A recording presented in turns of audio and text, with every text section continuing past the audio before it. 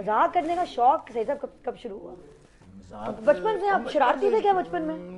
इतना शरारती भी नहीं था, लेकिन यह है कि शरारतियों को देख के शरारती होना पड़ा था मुझे। क्या मतलब है? मतलब है कि जब कॉलेज स्कूल में हुए तो हर किस्म के बच्चे भी होते हैं, तो मैं तो बड़ा भोला भाला और सीधा साधा था, लेकिन यह है कि फिर दोस्तों ने कहा कि जब तक इस माशरे में तुम इन्हीं जैसे नहीं हो जाओगी ना, तो ये तुमके तंग करते रहेंगे। तो जाहिर है कि हाथ पांव तो हमने नहीं कभी चलाए, जुबान की मार फिर हम जरूर दे देते। कोई जुगत करता था तो उसको हम क्या बात है ये, और ये सही तरीका है मार देने का लोगों को। अच्छा मुझे बताइए कि मार मिटती थी घर पे अब्बू से या अम्मी से? किससे? अब्बू से। अम्मी तो पनाहगाह होती है ना, माँ तो पनाहगाह होती है। अच्छा मेरे यहाँ, हमारे यहाँ उल्टा है। अच्छा ये अल्लाह ने एक बैलेंस रखा हुआ था ना, कभी होना भी ऐसा चाहिए। अगर बाप सख्त है तो माँ नरम हो, माँ सख्त है तो बाप नरम हो, अगर दोनों ही सख्त है तो भाई बहनों में ज्यादातर किन बातों पे अबू खफा होते थे? आवारागर्दी से। आप आवारागर्दी करते थे? आवारागर्दी से मुराद ये नहीं, खुदा ना करे को मेरे को दफा 194 पता नहीं कौन सी होती है वो लगने वाली थी, पता नहीं कौन सी दफाएं लगती हैं। मतलब है कि कोई थोड़ी देर के लिए दोस्तों के पास चले गए, बैठ गए हैं, तो घर वालों को नहीं बताया तो फिर परेशानी हो जाती थी।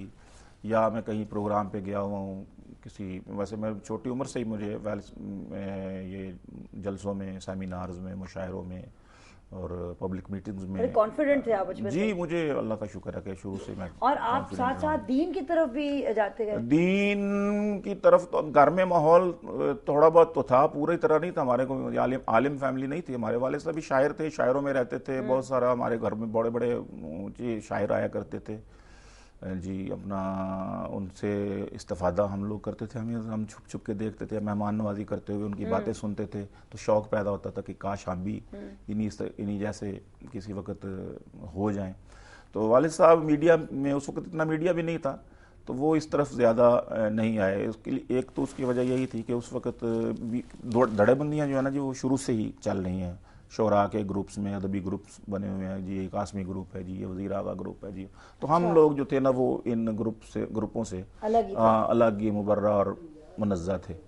तो वो हमारे अपने एक हल्का होता था हमारा, तो उसमें बाज़ हज़रात जो थे वो न्यूट्रल किस्म के होते थे, वो बुला लेते थे, वाले साहब भी जाते थे वहाँ पर, पढ़ते थे, लेकिन उनके लिए भी उनको भी जेलसी का सामना करना पड़ता था। जैसे तरन्नुम की वजह से, जैसे मुझे भी आजकल बहुत जेलसी का सामना करना पड़ रहा है। और बस यही कि भी ये दाद समेट लेता है तरन्नुम की वजह से। शायरी भी ठीक ही है, उनकी नज़र में शायद ठीक भी ना हो, वो कहते हो कि भाई ये तो तरन्नुम की वजह से ही वजमे को, मुशायरे को लूट लेता है। तो वो इसलिए थोड़ी सी वो करते हैं कि वो ना ही हो तो अच्छा है। मुझे रिपोर्ट्स मिलती रहती हैं, लेकिन मेरी उनके लिए दुआ ही है कि अल्लाह ताला उनको समझ अता करे। अपनी नजर उतरवा लिया करें। हाँ, मैं सुरमा डालता हूँ इसलिए। सुरमा से नहीं डालते हैं, आप नोट कर रही थी मैं। ये मुझे बताइए कि आपको पाकिस्तान में शायरी का मुस्तकबिल किस तरफ रुजू नजर आता है? पाकिस्तान में अच्छे शुअरा बहुत मौजूद हैं, लेकिन आगे जो नस्ल चल रही है ना जी, हमारी नस्ल जो आगे आ रही है ना, वो उससे मायूसी है थोड़ी सी। उर्दू अदब से, उर्दू बल्कि आम उर्दू से भी मैं समझता हूँ कि अब बच्चे जो हमारे इस वक्त के कॉलेजों स्कूलों से जो निकल रहे हैं, पढ़ के बाहर आ रहे हैं मुआशरे में, वो उर्दू से बिल्कुल ना बलद है। और शेर फहमी तो है ही नहीं ना किसी में भी, बहुत कम, बहुत रेयर।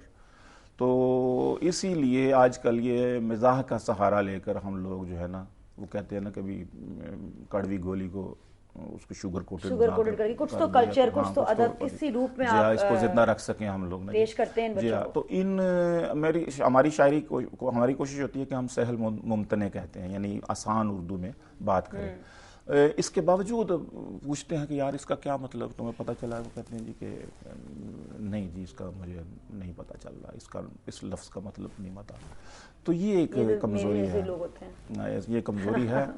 तो बहरहाल ये आप सही कह रहे हैं, लेकिन यही दुआ है कि बच्चों को आपसे इंस्पिरेशन मिले जी और इंशाल्लाह ताला उनको और मजीद सुनने का, सीखने का, पढ़ने का एक शौक पैदा होना चाहिए। आप कुछ और सुनाना चाह रहे थे? सॉरी जी, हम शायर जो है ना जी, ये क्या कहते हैं कि वो मैं तो केसट हूँ, एक शेर है, पता नहीं क्या उसका मतलब यही है कि मैं तो वही कुछ जो बोलूँगा, जो कुछ मुझ में भर देंगे लोग ना। तो ये हमारे अंदर जो कुछ हम मुआशरे में जो हम मुशाहिदा करते हैं, तो उसको हम ज़रा मज़ाह के अंदाज में, ताकि ज़रा कबूल कर ले, आसानी हो उसको, तो अब मैंने ये जब गज़ल लिखी तो मेरी बेटी ही कहने लगी, हाय अब्बू जी ये पहला शेर तो ना पढ़ा करे ना, लेकिन मैं पढ़ूंगा। मैंने उसको भी समझाया, मैंने कहा कि ये तो एक मुआशरे पर तंज है।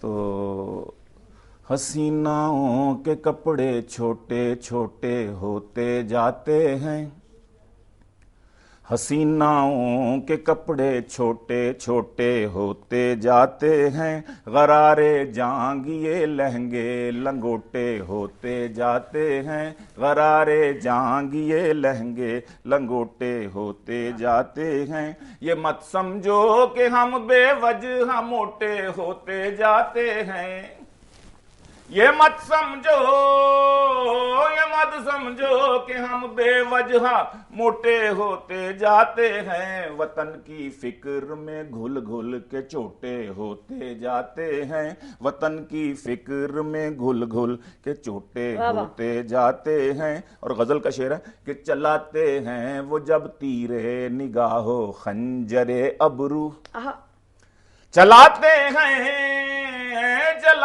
हैं वो जब तीरे निगाहो खंजरे अबरू, जवानों के जो दिल हैं टोटे टोटे होते जाते हैं, जवानों के जो दिल हैं टोटे टोटे होते जाते हैं। और ये भी देखिएगा कि तेरी रंगत भी गोरी है, तेरा शौहर भी चिट्टा है, तेरी रंगत भी गोरी है, तेरा शौहर भी चिट्टा है, मगर बच्चे ये क्यों काले कलोटे होते जाते हैं, मगर बच्चे ये क्यों काले कलोटे होते जाते हैं। रिवाज अब पल रहा है टिशुओं का वाशरूमों में, देखा देखी आया हमारे दौर में, अभी आया कुछ अर्सा ही हुआ।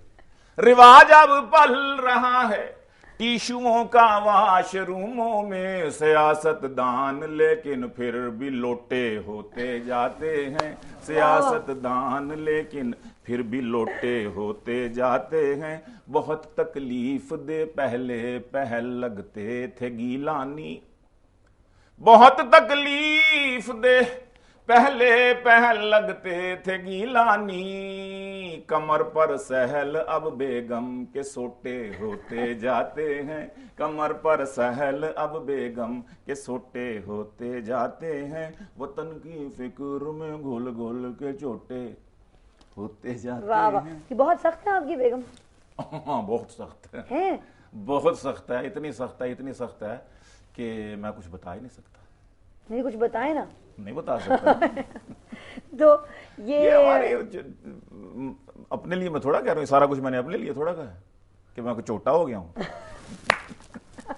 मैं तो ये आम बात कर रहा हूँ कि भी इस तरह पहले पहले होती है तकलीफ, अगर सख्त भी होगी तो फिर नरम हो ही जाता है ना। अच्छा मुझे बताइएगा सैयद सलमान साहब, क्या ये आपको मोहब्बत हुई है कभी? अल्लाह ताला के साथ है, अल्लाह के हबीब के साथ। अल्लाह पाक के हबीब फरमाते हैं कि अगर तुमको मुझसे अपनी जान से भी ज्यादा मोहब्बत नहीं है तो फिर तो तुम मुसलमान ही नहीं हो। क्या बात जी, माल जान मोहम्मद है मताए आलमे ईजाद से प्यारा, पिदर मादर बिरादर मालो जान औलाद से प्यारा। तो बात ही तब बनती है, मोहब्बत के बगैर तो कुछ भी नहीं हो सकता। क्या ही बात है। और आप को हम इल्तिजा करते हैं, दावत देते हैं कि खुदा के वास्ते दोबारा आइएगा ज़रूर। मैं तो मज़ीद और सुनना चाह रही हूँ। और आजकल के ज़माने में ख़ास तौर पे जहाँ वाकई में जब आप टेलीविजन लगाते हैं सिर्फ मायूसी छाई हुई होती है और डिप्रेशन, लहू, बिल्कुल मौत, बिल्कुल बारूद, बिल्कुल। मैं आपकी मुझे ही बातें अच्छी नहीं लगती, आप ना कहिएगा। और ये सैयद सलमान किरानी साहब खुशियाँ फैला रहे हैं और हम सबको हंसा रहे हैं और बड़ी इंटेलिजेंटली कर रहे हैं, क्योंकि आप की खुशी में, आपके मजाक में एक तनकीद भी होता है, माशरे का एक गहरा तनकीद होती है, एक एनालिसिस होती है पूरी। बेशक बेशक। तो नाजरीन, ये है पाकिस्तान।